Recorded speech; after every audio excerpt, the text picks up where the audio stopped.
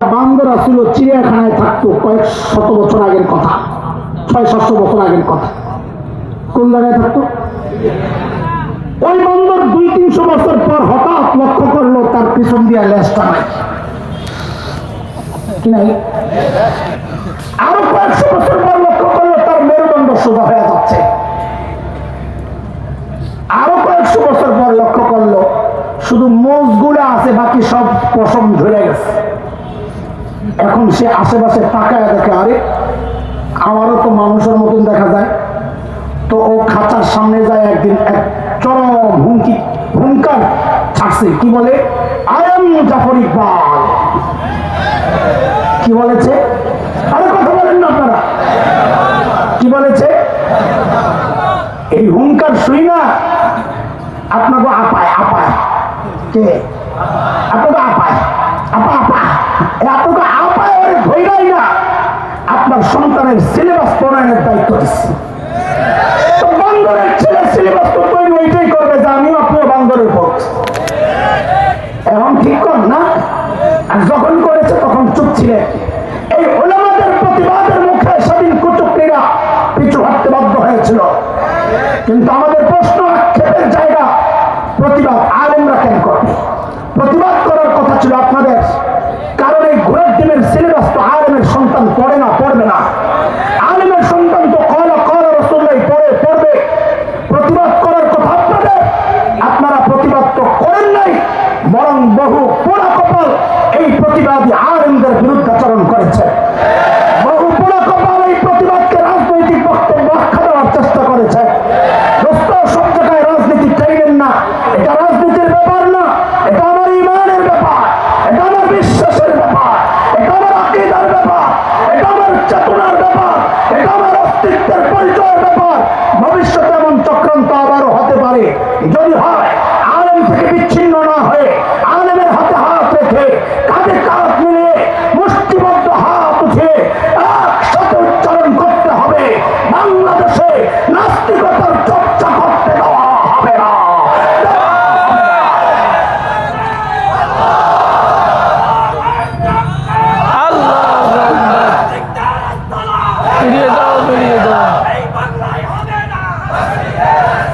এই স্লোগানের উপর আমার কথা আছে একটু।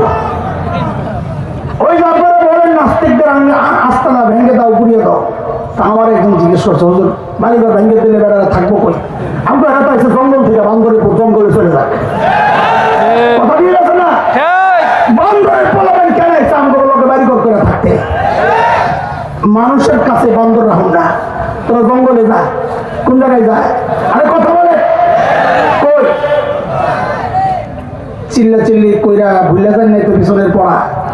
সমস্যা কয়টা, সমাধান কয়টা? আল্লাহর হাবিব ওই দুই দায়িত্ব সহ, মিশন সহ যখন ওই বর্বরদের পেছনে মেহনত করা শুরু করলেন, আহারে নবীর ওই মেহনতের পর ওই বর্বর গুলার বর্বর নাই। বলে নতুন পরিচয় বলেন না। বলে আমি কি বলবো? আল্লাহকে জিজ্ঞেস করো, মালিককে জিজ্ঞেস করলাম, মালিক ওই বর্বরদের নতুন পরিচয় বলে। আল্লাহ তাআলা জানায় দিলেন, সীমাহুম ফি উজুহিহিম মিন আসারিস সুজুদ।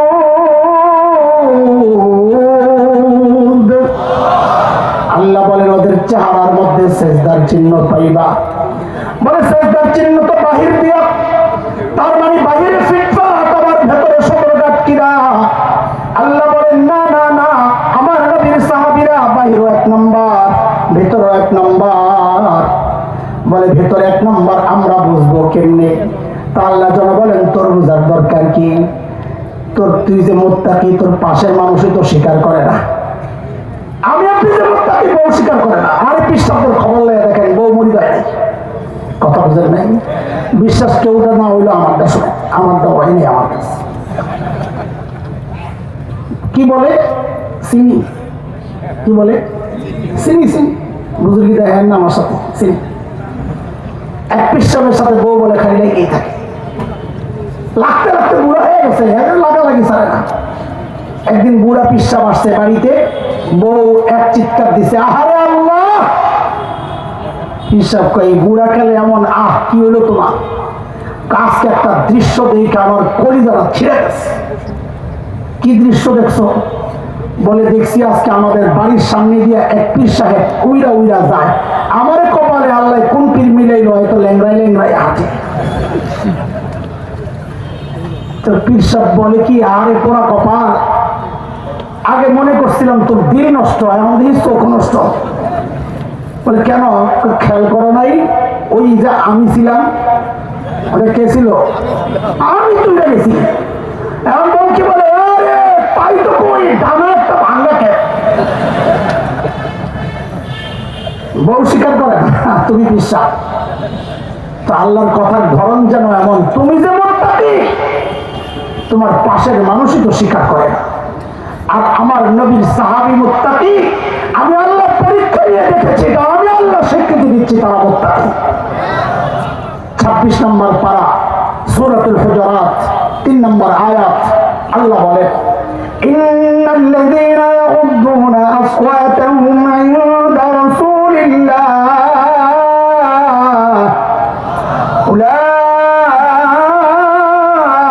উলাইকাল্লাযীনা ইমতাহানাল্লাহু কুলুবাহুম লিত্তাকওয়া লাহুম মাগফিরাতুন ওয়া আজরুন আযীম।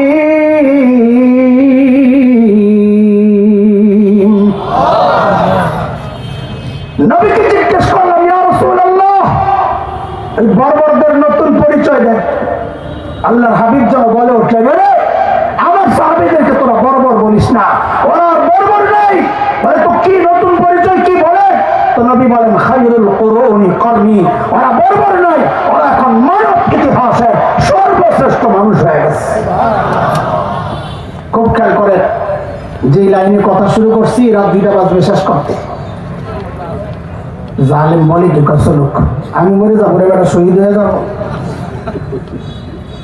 কোন পিসাব বলে কোন এলাকায় গেছে ওয়াজ করতে, বয়ানের এক ফাঁকে এক গল্প, একটা ঘটনা, মানে একটা হাদিসের ইশারা আসছে, বলে দিছে কোন এলাকায় আল্লাহ কবর থাকলে ওই আশেপাশের কবরওয়ালারাও কিছু রহমত পায়। হাদিসের ইশারা বয়ান করে বেড়ে গেছে ঘরে, দেখে যে বাইরে ছিলে ছিলে হইতেছে। পিসাব খাদিমদের পাঠাইছে, দেখতো কি খবর। আগে তো পিসাবরা রাত্রে থাকতো, এখন না হুট করে আগে হুট করে চলে যায়। খাদিম শুনছে, দৌড়ে আবার হুজুর তাড়াতাড়ি গাড়ি গোল করে, এলাকায় থাকা যাবে না।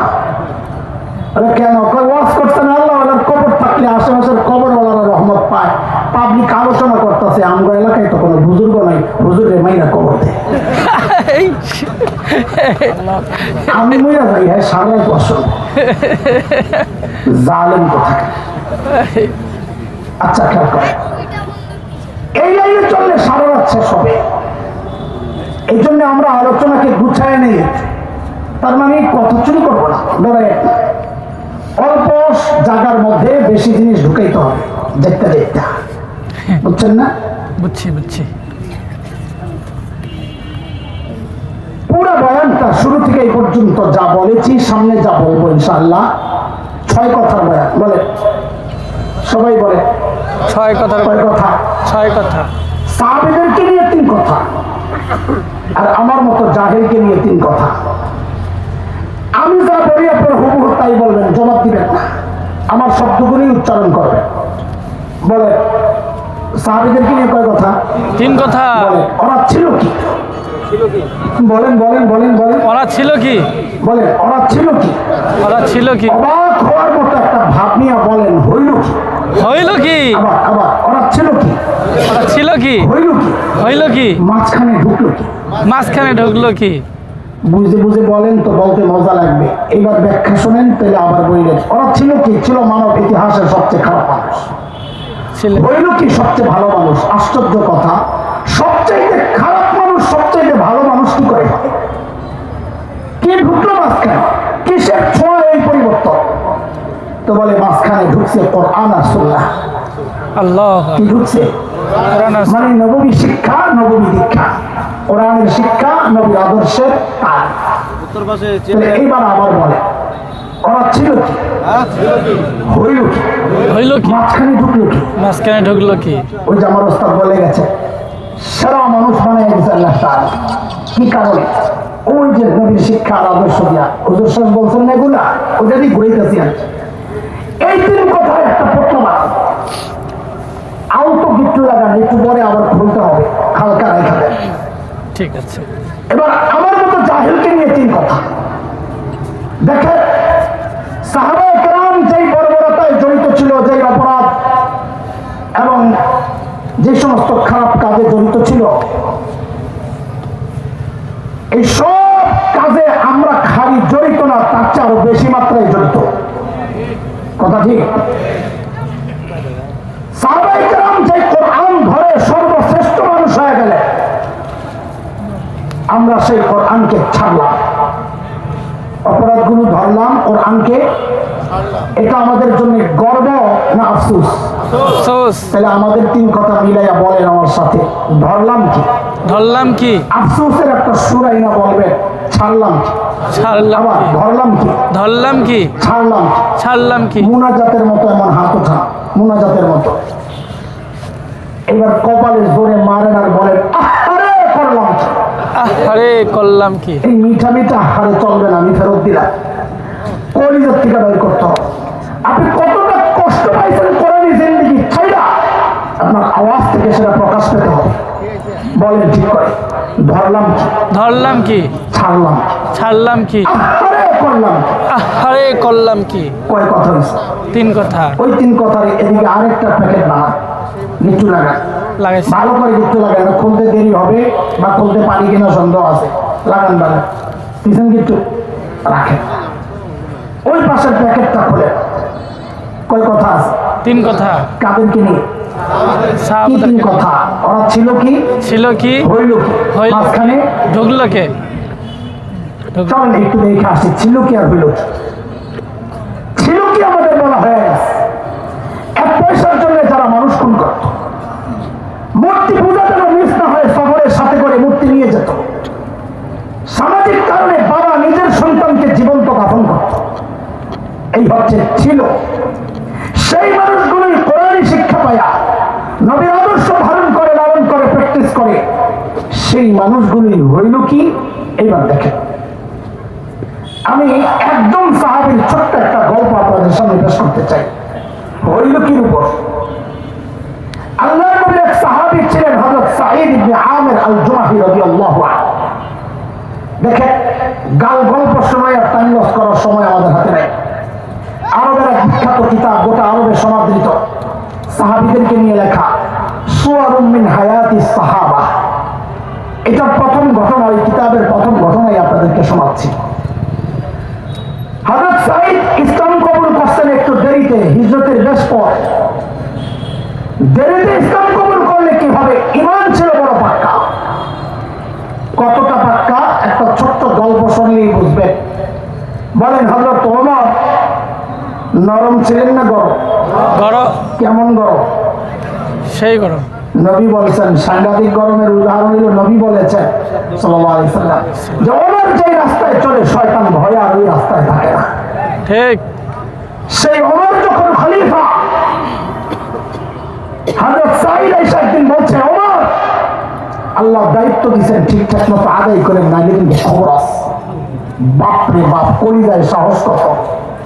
কই পেলেন সাহস? মানুষ নিজে যত সৎ হয়, তার সাহসটাও তত উঁচা হয়। নিজের মধ্যে দুই নম্বরই থাকলে কথা বলবে মিন মিন মিন মিন করে, ঠিক। হ্যাঁ, আর তেলের বোতল খালি করবে কথা বলার সময়। কি কি বেশক, তেলের বোতল কি জন্য খালি করে? তেল মারে, সামা সুজা বাংলা। ওই যে ডাইনি লেডি ফেরাউন, কি নাম, লেডি ফেরাউন যখন বসতো আসলে সাংবাদিক সম্মেলন, সব ভারতীয় পাঁচাটা গোলামগুলো সামনে বসা, হাইনি কি তেলে প্রশ্ন, মাননীয় প্রধানমন্ত্রী আপনি এই বয়সে কাজের এত এনার্জি কোথায় পান? সারা দুনিয়ার জন্য আপনি উন্নয়নের রোল মডেল। বাপরে বাপ, ভারতের পাঁচাটা রোল মডেল, ভারতীয় গোলাম ছিল একটা। ঠিক। 16 বছর আমাদেরকে এক বয়ান গেলানো হয়েছে, ভারত আমাদের বন্ধু, ভারত আমাদের বন্ধু, হিতাকাঙ্ক্ষী।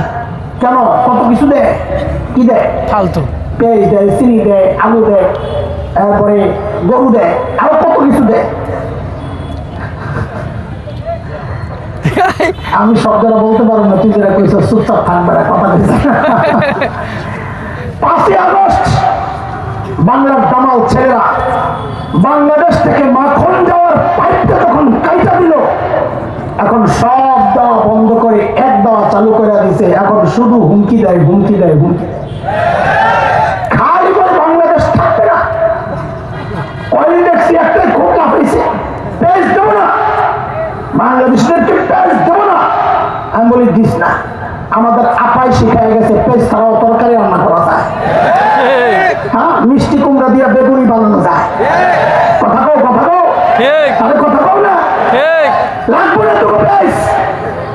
যেই মেরুদণ্ড সোজা করে দাঁড়াইছি, এখন কয়দিন পরে দেখি মাশাআল্লাহ পেজের বস্তার সামনে নিয়ে দাদা বাবু কান্না করে। আহারে কি খবর দাদা? দাদা দিনকাল ভালো যাচ্ছে না, শেষ হয়ে গেল। কেন? বাংলাদেশে পেয়ে দিচ্ছে না তো, না হলে তুই খা। খাওয়ার সেই কলিজা ওদের নাই। আমরা ছিলাম তো লম্বা সময় পড়ার কারণে জানি ওদের কলিজার কি অবস্থা।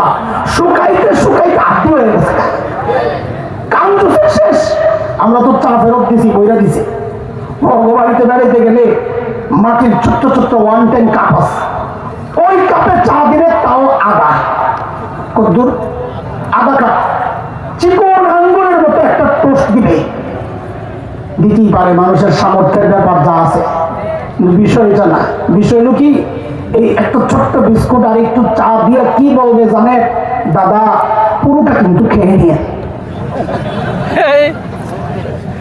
তোর জন্য রাখবো না কি ব্যাটা। ভাই গেছে বোনের বাড়িতে বেড়াইতে, দুপুরবেলা খাওয়ার টাইম, কলিং বেল টিপে টিপে বন্ধ দরজা খোলে না, খাওয়াতে গেছে। বাপটা এমন ঘরে কেউ নাই। ভাই তো কাহিনী বুঝছে। ভাই জানালার কাছে যায় চিৎকার করে বলতেছে, দিদি আমি কিন্তু খেয়ে আসছি। দিদি এবার দরজা খোলে আর বলে, আগে বলবি না। ওরা নাকি আমার দেশ দখল করবে, মাঝে মাঝে বেশকি মারে। এই কলিজাবে দেশ দখল করা যায়? মানসিক শক্তি যাদের এই অবস্থা, মানসিক অবস্থা যাদের এই অবস্থা, রুচি যাদের এত নোংরা, কত নোংরা। আর এই জন্যই তো জিদ করে মাঝে মধ্যে বলি, বাংলাদেশ দখল করার আগে নিজেদের হাগার জায়গা ঠিক করে আয়। এখনো যারা রাস্তাঘাটে মলত্যাগ করে, বিশ্বাস করেন না আপনারা, আমরা যখন দেওবন্দ যাচ্ছিলাম, লম্বা সফর, কলকাতা থেকে ট্রেনে উঠছি, 36 ঘন্টার সফর ছিল আমারটা। হায়, সময় যায় না, দিন যায়, রাত আসে, রাত যায়, দিন আসে। তো রাত শেষ হয়ে সকালেই ট্রেনের জানালার কাছে যায়, আশপাশ দেখতাম নতুন এলাকা আসছে। মাঝে মধ্যে তো বিব্রত হয়ে যাচ্ছে, হারা ফেরত নেওয়া লাগছে। কেন? রেল লাইনে লাইন ধরে জুয়ান, বুড়া, নারী, পুরুষ, গুড়া গাড়ি, মানে পুরো ফ্যামিলি প্যাকেজ। চিকুন বোতল একটা নিয়ে বয়ে বয়ে কামসারে। মহিলারা মানিজ্য রক্ষায় সামনে যে ঘুমটাটা তাই না, পিছন দিয়ে খালি কামসারতাস। ওরা নাকি আমার দেশ দখল করবে, সুবহানাল্লাহ। আমি বলি কি, ভেস্কি ভেস্কি না দিয়া সাহস করে ঢুকে যা, খেলা হবে, খেলা হবে। খেলতে চাই, কথা কো। ছোটবেলা থেকে চাই জিহাদি চেতনা লালন করছি, তোরা না ঢুকলে সেটা বাস্তবায়নের সুযোগ তো পাচ্ছি না। আরে ঘোরার দিন আমার দেশকে দখল করবি বেটা। আমরা তো মুসলমান, স্বপ্ন দেখি ভিন্ন কিছু। আলহামদুলিল্লাহ আমাদের স্বপ্ন বাস্তবায়ন শুরু হয়ে গেছে। সিরিয়ায় কালিমার পতাকা উঠে গেছে, আফগানিস্তানে কালিমার পতাকা উঠে গেছে। আমার দেশকে দখল করবি, আমরা তো স্বপ্ন দেখি ইনশাআল্লাহ খুব শিগগির দিল্লির লালকেল্লায় আবার কালিমার পতাকা উত্তোলন করবে ইনশাআল্লাহ। আল্লাহু আকবার।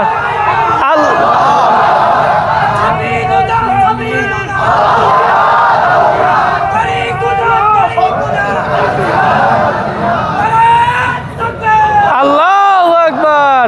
পড়া মনে আছে না ভুলে গেছে? আছে আছে।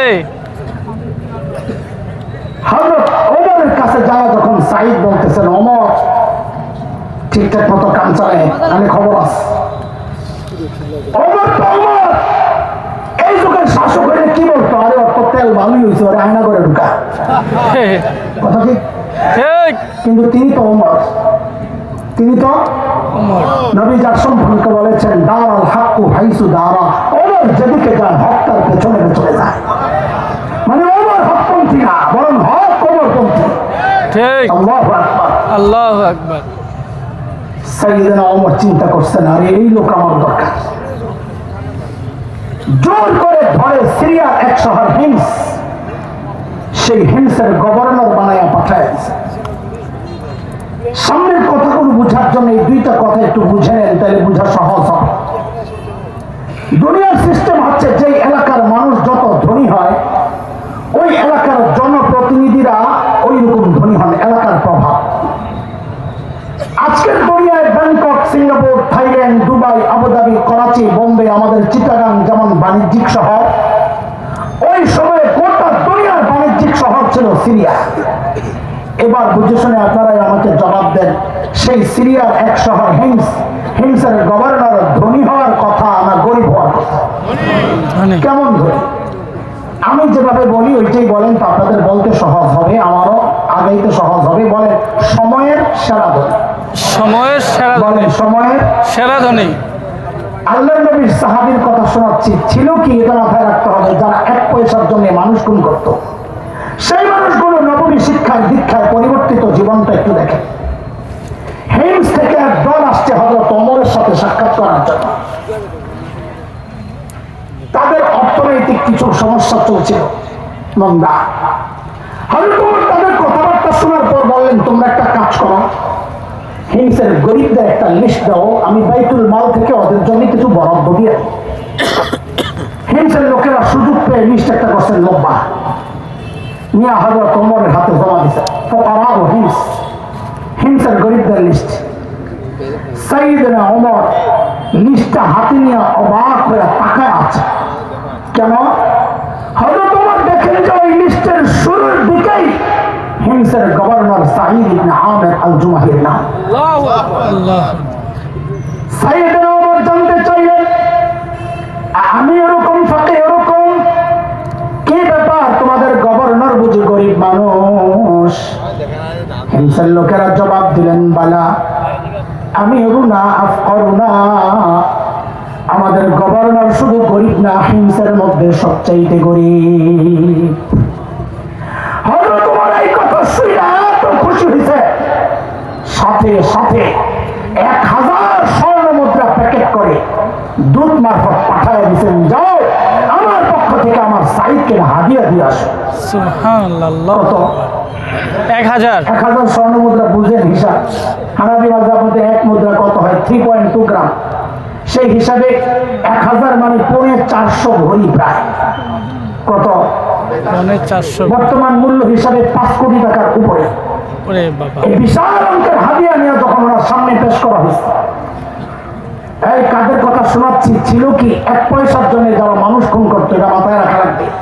হইল কি রাখে, এই বিশাল অঙ্কের হাদিয়া যখন হযরত সাঈদের সামনে পেশ করা হয়েছে, হযরত সাঈদ প্যাকেটটা খুলে যখন দেখলেন এই বিশাল অঙ্কের হাদিয়া তার জন্য, তিনি কি করলেন, সাথে সাথে প্যাকেটটাকে ছুঁড়ে মেরে চিৎকার দিয়ে বলে উঠলেন, ইন্না লিল্লাহি ওয়া ইন্না ইলাইহি রাজিউন। কি বলছে? আরে বলেন না, কি বলছে? হাদিয়া পাইলে ইন্না লিল্লাহ পড়ার কথা না আলহামদুলিল্লাহ। আলহামদুলিল্লাহ। আপনারা কি করতেন জানি না, আমার ইমানের যে হালত, এমন একটা পুত্র পাইলে ভিতরে যায় যে কয়বার আলহামদুলিল্লাহ পড়তাম আল্লাহ জানে, বিশ্বাস না হইলে দিয়ে দেয়। আল্লাহ নবীর সাহাবী কি বলছে? জোরে জোরে তাড়াতাড়ি কথা বলে, আমার সাথে কথা বলা লাগবে। আল্লাহ নবীর সাহাবী কি বলছে?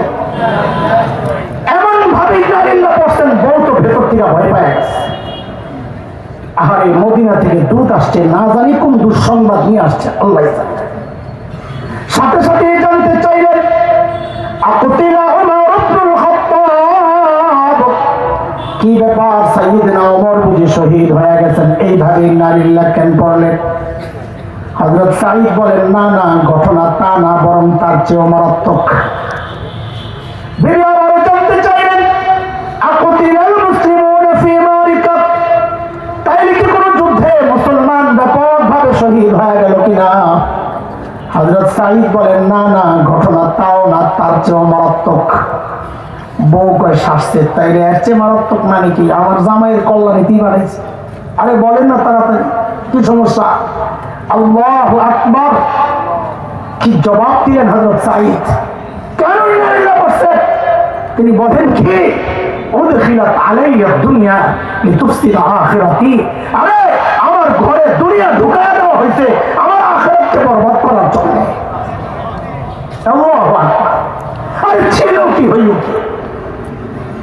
সাথে সাথে বিবিকে বললেন আমি চাই মদিনার দূত আমার ঘরে থাকতে থাকতে এই 1000 স্বর্ণ মুদ্রা তুমি হিমসের গরিবদের মধ্যে বিলাইয়া দিবা।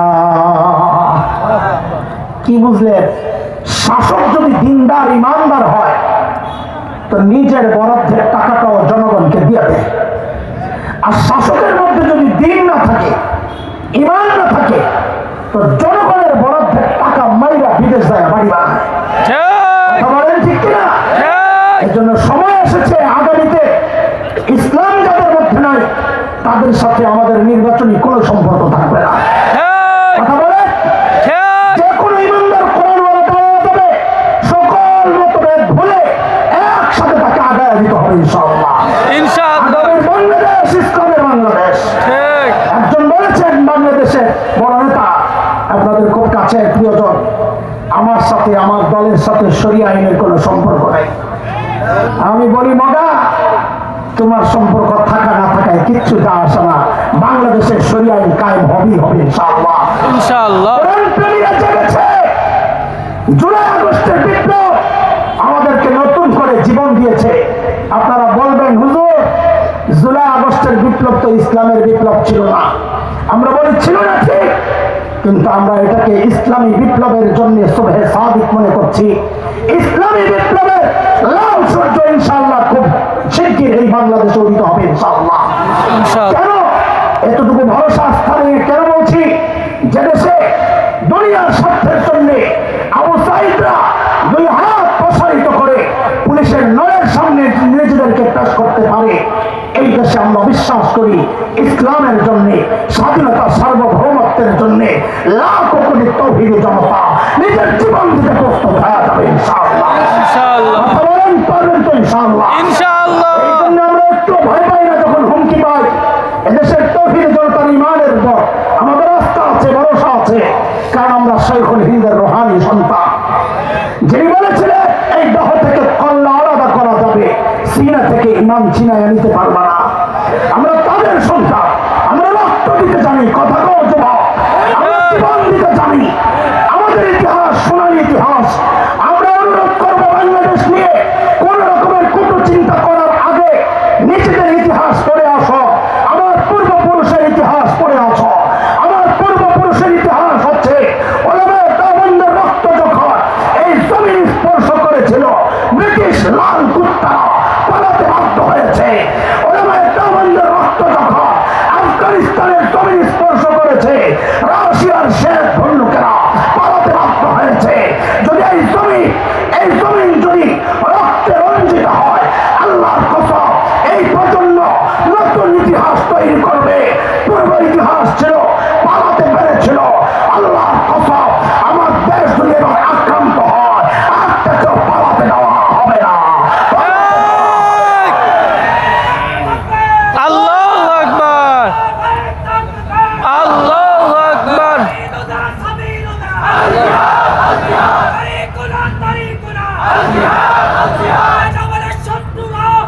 ইয়ার সাবধান। হযরত সাঈদ যখন বললেন সব দিয়া দাও, বউ তো আর হাসান জামিলের বউ না, আপনাকে বউরা তো ভালো মানুষ, আমারটার কথা কই সামনে নাই। যদি খালি বলতাম সব দিয়া দাও, একটা ভেসকিতে খাইলাম হইলে বুঝুর কি দেখায় সব দিয়া দাও।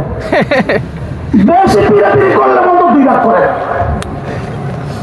অর্ধেক আমার অর্ধেক আপনার।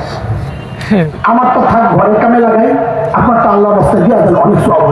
Right right. কিন্তু বউ তো হাসান জামিলের বউ না রে, বউ তো সাহাবীর বউ। কার বউ? সাহাবীর বউ। পোলাবেন শোন, গুড়াগারা যারা বিয়া করস না, তোদের বড় ভাইয়ের পক্ষ থেকে একটা পরামর্শ।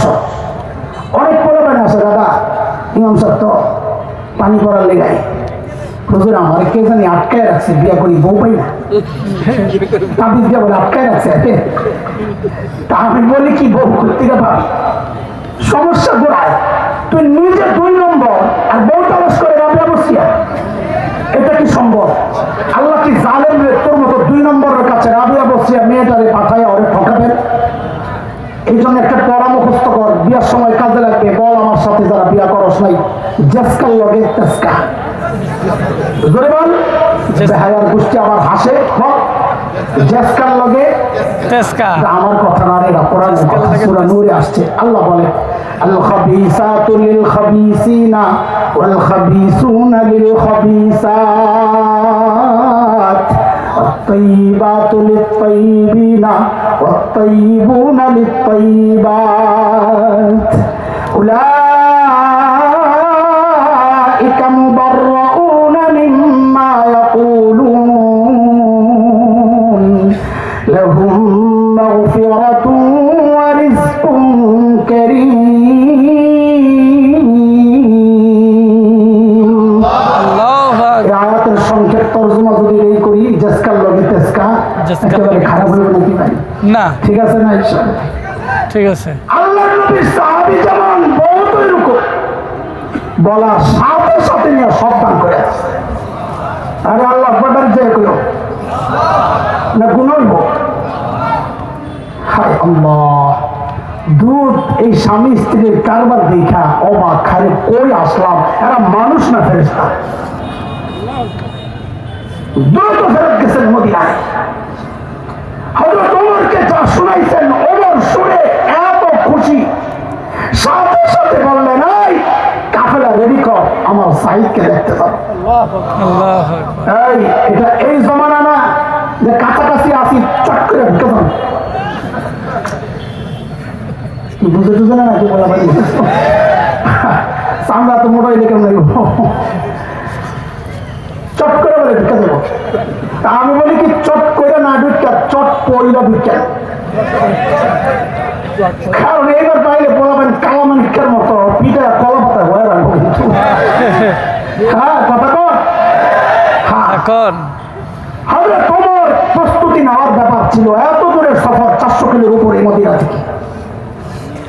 কিন্তু হযরত ওমরের দিলটা এতটা আন্দোলিত হয়েছে, সাইদকে দেখার জন্য অস্থির হয়ে গেছে। সাইয়েদনা ওমরের কাফেলা যখন হিমসে ঢুকে, গোটা হিমস যেন ভেঙে পড়ে। চারদিক থেকে হাজারো মানুষ ছোটে ছোটে আসছে। আহারে, মদিনা থেকে আমাদের আমিরুল মুমিনিন আসছেন, আল্লাহর নবীর শ্রেষ্ঠ সাহাবী ওমর ইবনুল খাত্তাব আসতেছে এক নজর দেখার জন্য। হযরত ওমর বসা, পাশে সাঈদ ইবনে আমির, সামনে হাজারো মানুষ। হযরত ওমর চিন্তা করলেন, সাঈদকে আমি তো ভালো জানি, কিন্তু জনগণ কি মনে করে, এই সুযোগে একটু পরীক্ষা করে নেওয়া যাক। অনেক সময় দেখা যায় নেতার কাছে নেতা ভালো, কিন্তু জনগণ দেখতে পারে না, হয় কিনা?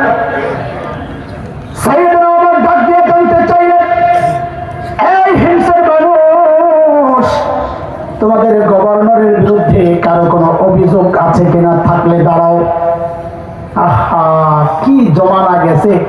এই যুগে কোন এলাকায় যায় যদি কেউ বলে, বা 8 মাস আগের কথাই মনে করেন, আপনাদের এলাকার নেতার বিরুদ্ধে কারো কোনো অভিযোগ আছে, তো পাবলিক মাথা নিচের দিকে দিয়া বলবে, অভিযোগ তো আছে কিন্তু দাঁড়াবো না, এখন দাঁড়াইলে সকালে শুয়ে পড়া লাগবে। কথা বলে না। কোন দুনিয়ায় আসলাম আমি? কথাগুলো বল। কিন্তু এটা ইসলামী শাসন ব্যবস্থা, জনগণের কথা বলার অধিকার ছিল। এখন অধিকার আছে এক শ্রেণীর, যারা আল্লাহ রাসূলের বিরুদ্ধে কথা বলে। এটা বলে মুখের অধিকার, বাক স্বাধীনতা। আমরা বলি এই বাক স্বাধীনতা থামা, নাইলে কিন্তু আমাদের হাতও স্বাধীন হয়ে যাবে। কথা বলেন, কথা বলেন। আমরা সব বরদাস্ত করতে পারি, আমার নবীর বেইজ্জতি বরদাস্ত করতে পারি না। কিছু নাস্তিক বলে আমার নবীকে নিয়ে কটাক্ষ করা শুরু করেছে নতুন করে। আমরা এই জায়গায় কোনো আপোষ নাই। আল্লাহর কসম, যদি আমি আমার সামনে পাই, আমি একটা কবর কল্লা হয়ে যাবে। আমার কি হবে আমি জানি না, বাংলাদেশের আইন কি আমি জানি না। আমি জানি আমার নবীকে আমি মহব্বত করি। আমার সামনে আমার নবীকে কেউ গালি দেয়, আমি কল্লা বলাই। ওদেরকে সামলা, ওদের জবান বন্ধ করে, তাহলে আমাদের হাতও স্বাধীন হয়ে কাজ শুরু করবে ইনশাআল্লাহ। হযরত ওমর যখন বললেন কারো অভিযোগ থাকলে দাঁড়ান, কোনা থেকে বুড়া দাঁড়ায় গেছে, আছে বাপরে বাপ, সাহস কি! মানুষের অভ্যাস হলো মানুষ অনুকরণ প্রিয়, দেখা দেখি কাজ করে। ঘাটটা ব্যথা করতেছে, আপনি রাস্তার মাঝখানে দাঁড়ায় এরকম করে উপরের দিকে কতক্ষণ ঘাটটা ব্যথা করতেছে আর কি তাকায় থাকেন, চোখ কিন্তু বন্ধ। ইস, দেখবেন কি পাশে দিয়ে যারা যায় অধিকাংশ দাঁড়ায় দেখবে আপনি কি দেখতেছে। কথা বলে ঠিক কথা ঠিক। ঠিক ঠিক। একজন দাঁড়াইছে, সাথে আরো তিনজন দাঁড়ায়। অমরকে সর্বনাশ, কারে দেখতে আসলাম সুফি সাহেব, এর বিরুদ্ধে দিকে অভিযোগের শেষ নাই। আচ্ছা ঠিক আছে, বলেন আপনার কি সমস্যা? আল্লাহ আল্লাহ, আরে ছিল কি মানুষ, হইল কি? মনে আছে তো কোন প্রসঙ্গে আলোচনা চলতেছে? প্রথমজন দাঁড়ায় বলতেছি কি, আমিরুল মুমিনিন। কারে পাঠাইছেন? ঢিলা মানুষ, মাসে একদিন অফিসে আসে না, মাসে। অথচ আমরা সপ্তাহে ছুটি কাটাই আড়াই দিন। আরো কত বন্ধ, এই যে 21শে ফেব্রুয়ারি বন্ধ, আগে কয়েকদিন গেছে আরেক বন্ধ, সবে বরাতের বন্ধ, এই বন্ধ ওই বন্ধ, দুনিয়া আগমন দিবস, দুনিয়া থেকে বিদায় দিবস, দেশে ঢোকা দিবস, পালন দিবস, আর কত দিবস যে উদযাপন হয়, সুবহানাল্লাহ। অথচ ইসলামী শাসন ব্যবস্থায় জনগণের অভিযোগ, গভর্নর মাসে কয়দিন আসে না। হযরত ওমর তো রাগ হয়ে গেছেন, সাইদ জবাব দাও, কেন তুমি মাসে একদিন অফিসে আসো না? আসামের কাঠগড়ায় হিংসের গভর্নর, আপনারা যাকে বলেছেন সময়ের সেরা ধনী হওয়ার কথা, সময়ের সেরা, কেন একদিন আসো না?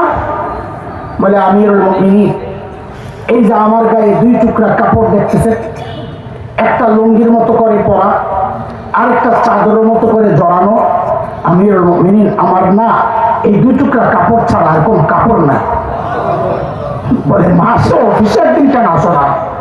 বলে এক জোড়া কাপড় 1 মাস পরতে পরতে দুর্গন্ধ হয়ে যায়, নিজেরও কষ্ট হয়, যারা আসে ওদেরও কষ্ট হয়, তাই মাসে একবার উপরেরটা ধুয়া দিয়ে শুকাইলে নিচে পড়ি, নিচেরটা ধুয়া দিয়ে শুকাইলে উপরে জড়াই। আমিরুল মুমিনিন এই কাজটা করতে করতে বেলা একটু উপরে উঠে যায়, আমি আসি না এই কথা ঠিক না। উনি হয়তো সকাল সকালে এসে আমাকে না পেয়ে ভেবেছেন আমি আসি না, আমি আসি একটু দেখে ভাই। হযরত ওমর তো বুঝছেন অভিযোগের ধরন কি, কিন্তু দাঁড়াইতে মানুষ শোনা তো লাগে। বলেন 2 নম্বর আপনার কি অভিযোগ? ও আল্লাহ, 2 নম্বর জনের অভিযোগ তো আরো মারাত্মক। কি সেটা? বলে কি আমিরুল মুমিনিন, আমাদের গভর্নরের দিনে তো পাই, রাতে আর পাই না। কি ডিউটি নিছে ওনারে, রাতেও সময় দেওয়া না। হযরত ওমর তো রাগ হয়ে গেছেন, সাইদ দাঁড়াও, জবাব দাও, কেন জনগণ তোমাকে রাতে পায় না? আসামির কাঠগড়ায় আল্লাহ নবীর সাহাবী কাচুমাচু হয়ে জবাব দিচ্ছেন, আমিরুল মুমিনিন এটা তো বলার ছিল না, প্রকাশ করার ব্যাপার ছিল না, একান্ত বিষয় ছিল। এখন প্রশ্নের মুখে পড়েছি, না বলেও তো পারছি না। আমিরুল মুমিনিন কসমতু হায়াতি বাইনা রাব্বি ওয়া বাইনা ইবাদি, আমিরুল মুমিনিন জীবনটারে 2টা ভাগ করছি, অর্ধেক রাতটা আমি আমার মালিককে সময় দিই, দিনটা মালিকের বান্দাদেরকে সময় দিই। আরে ছিল কি, যারা মূর্তি পূজা মিশতে হয় এই জন্য সাথে করে মূর্তি নিয়ে যাইতো তারা, এখন রাত বলে মালিকের জন্য বরাদ্দ। আল্লাহু আকবার। আমি আপনি তো ব্যস্ত মানুষ, তাই না? মালিককে টাইম দেওয়ার সময় কোথায়? আমাদের কত কাজ, সংসার, পরিবার, আবার রাজনীতি, ব্যবসা বাণিজ্য, চাকরি, আয় বাপরে বাপ, কত ব্যস্ততা আমাদের। অথচ হায়াতের একটা ভাগ ফেসবুক কিন্তু ঠিকই পায়, এই হায়াতের একটা ভাগ ইউটিউব কিন্তু ঠিকই পায়, এই হায়াতের একটা ভাগ খেলোয়াড়, গায়ক গায়িকা, নায়ক নায়িকা ঠিকই পায়। আরে পায় না কেবল আমার মালিক, মালিককে টাইম দেওয়ার সময় আমার হাতে নাই। আমি আর তুমি ছাড়া দুনিয়ার সব মালিককে টাইম দেয়। ওই একটা গাছের দিকে তাকায়া দেখো না, কে মনে হয় গাছটা বুঝি এমনি দাঁড়ায় আছে? না না না, ওই গাছটাও দাঁড়ায়া দাঁড়ায়া মালিকের তাসবিহ পড়ে। আরে যে কুকুরটাকে নিকৃষ্ট প্রাণী মনে করে দাঁড়ায়া দেয়, ওই কুকুরটা ওর উপর হালতে মালিকের তাসবিহ পড়ে। যে পোকামাকড় গুলোরে পায়ে ধরে মেরে ফেলে, ওই পোকামাকড় গুলো সেজদার হালতে মালিকের তাসবিহ পড়ে। ওই আকাশ বিজ্ঞানীরা নাসার একটা নতুন আওয়াজ তারা যাচ্ছে, আকাশে কি যেন গুনগুন গুনগুন আওয়াজ হয়। আমরা বলি এটা তাকির থেকেই বলে আসছে, ফেরেশতারা ঘুরতেছে, আল্লাহর তাসবিহ পড়তেছে।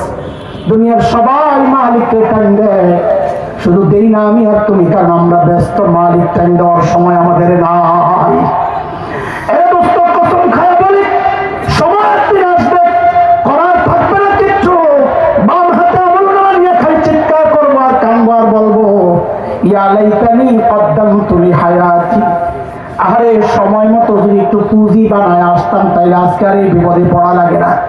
হে যুবক, সময় তো অনেক চলে গেছে। পুঁজির একটা ছোট্ট গল্প তোমাদেরকে শোনাই, আমার হৃদয়ে টাচ করেছে। আমি চাই সবার হৃদয়টা ছুঁয়ে যাক এই গল্প। 3 বছর আগের কথা।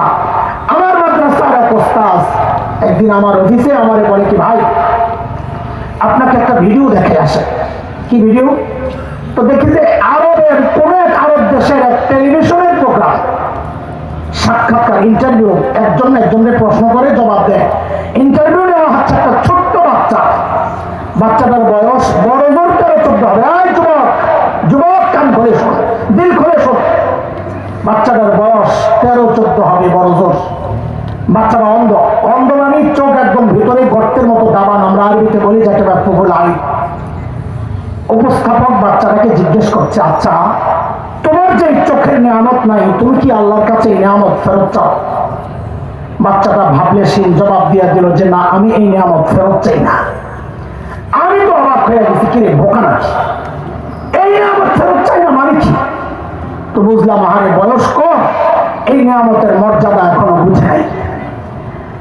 আমি তো অবাক হয়েছি ভিডিও দেখি, যিনি উপস্থাপক তিনি তো সরাসরি সামনাসামনি বসা, তিনি তো আরো অনেক বেশি অবাক হওয়ার কথা। তিনি অনেক অবাক হয়ে জিজ্ঞেস করলেন, লিমাজা, আরে কেন তুমি এই নিয়ামত ফেরত চাও না? আরে বাচ্চাটার জবাবটা শুনে বুঝছি বোকা ও না, বোকা তো আমি। আল্লাহকে হাজির নাজে রেখে বলছি আপনাদের, বাচ্চার জবাবটা শুনে আমি সাথে সাথে কান্না করে দিচ্ছি। আরে বললো কি ও বলে কি জানেন? দেখেন কি পুঁজি বানাইছে, পুঁজির গল্প শোনাই দিছি তোমাদের। কি পুঁজি বানাইছে দেখেন।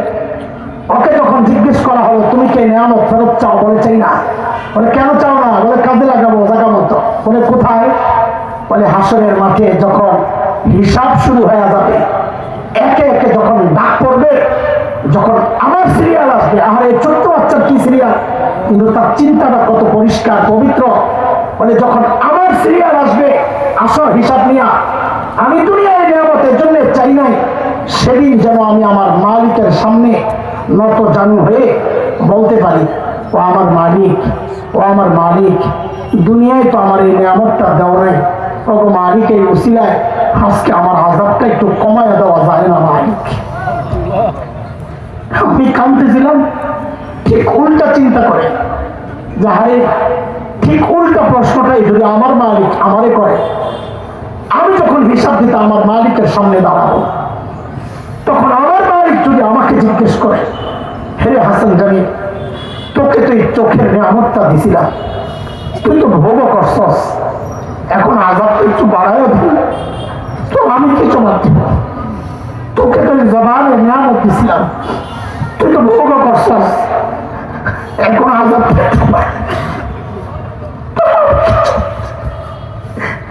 যুবক তুমি কি জবাব দিবা? বাবা আপনি কি জবাব দিবেন? কার কি পুঁজি আছে বলে? কোন পুঁজির ভরসায় এমন নিশ্চিন্ত জীবন যাপন করছে? হ্যাঁ, আরে যাদের নিশ্চিন্ত জীবন যাপন করার কথা ছিল সেই সাহাবায়ে কেরাম, তারা নিজের পুঁজির উপর কোনো ভরসা করেন নাই। সাইয়েদনা আবু বকর জান্নাতের গ্যারান্টি পাওয়া মানুষ, অথচ দূরে নির্জনে যায় যায় কাঁদতেন, নিজের ধিক্কার দিয়া দিয়া বলতেন, ইবনে আবি কুহাফা, এরে আবু কুহাফার ছেলে, তুই মানুষ কেন হইছস, এখন হিসাব কেমনে দিবি? সাইয়েদনা আবু বকর গাছের পাতা দেখা দেখা কাঁদতেন আর বলতে, ইয়া লাইতানি কুনতু ওয়ারাকা মিনাশ শাজারা তুবাতু ওয়া তুকাল। আরে মানুষ না হয়ে যদি গাছের পাতা হইতাম, তো জীবজন্তু আমার চাবায় চাবায় খায়া ফেলতো, এখন আমি আবু বকর হিসাব কেমনি দিব? আরে এমন চিন্তা করার কথা তো আমার মতো জানি রে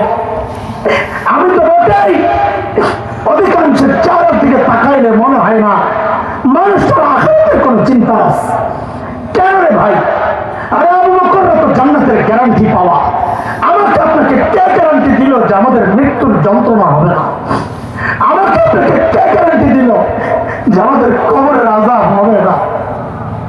বলে কোন ভরসা এমন নিশ্চিন্ত জীবন যাপন করছি? ও বাবা কথা বলে, কার কি পুঁজি আছে বলে? হ্যাঁ পুঁজি তো আছে, নাই যে তারা পুঁজি আছে। গুনাহ গুনাহ গুনাহ গুনাহ গুনাহ গুনাহ গুনাহ গুনাহ। চুল পাইকা সাদা হয়ে গেছে, দাড়ি পাইকা সাদা, এখনো গুনাহ ছাড়তে পারি না। বাবা কবে ছাড়বে? ও বাবা জিজ্ঞেস করি, মা জিজ্ঞেস করি কবে ছাড়বে না তুই গুনাহ? হ্যাঁ থামেন না আল্লাহর রাস্তে, হয়েছে তো, কম করেন নাই তো, এবার একটু থামে, মালিককে সময় দেয়, পুঁজি বানান, পুঁজি পুঁজি পুঁজি।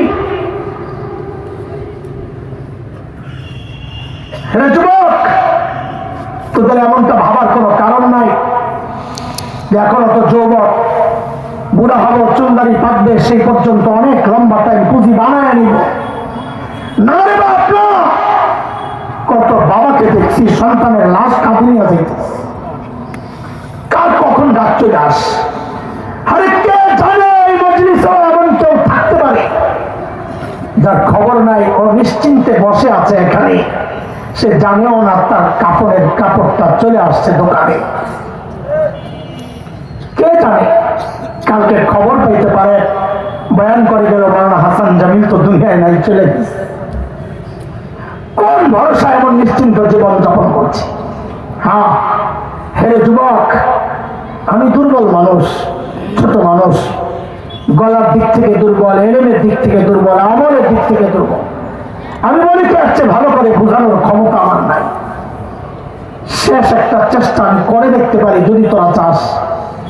আমি বলি কি, তোরা সব আমার সামনে চলে আয়, বাপ আমার সামনে আয়, তোদের পাগুলো আমার সামনে মেলে দে, আমি ওই পাগুলারে জড়ে ধরে পয়সা সারা রাত কান্না করি, তাও তোরা গুনাহ ছেড়ে দে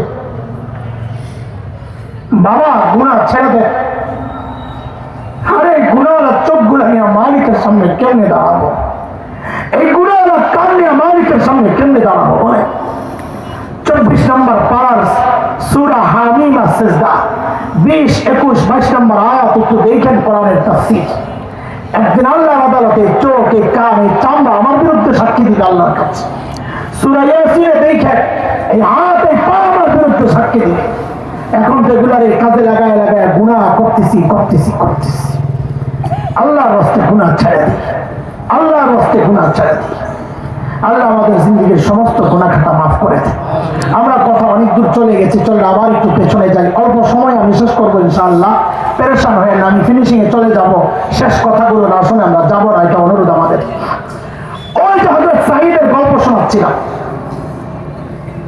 গল্প আমি শেষ করবো না, অনেক দেরি হয়ে যাবে। বোঝানোর জন্য যতটুকু দরকার ছিল অতটুকু হয়ে গেছে। সেটা কি, মানুষগুলো ছিল কি, হইল কি? এবার আপনাদের জবাবের পালা। অনেকক্ষণ চুপ ছিলেন, এবার কথা বলেন। বলেন তো এই যে পরিবর্তনটা কিসের ছোঁয়ায়?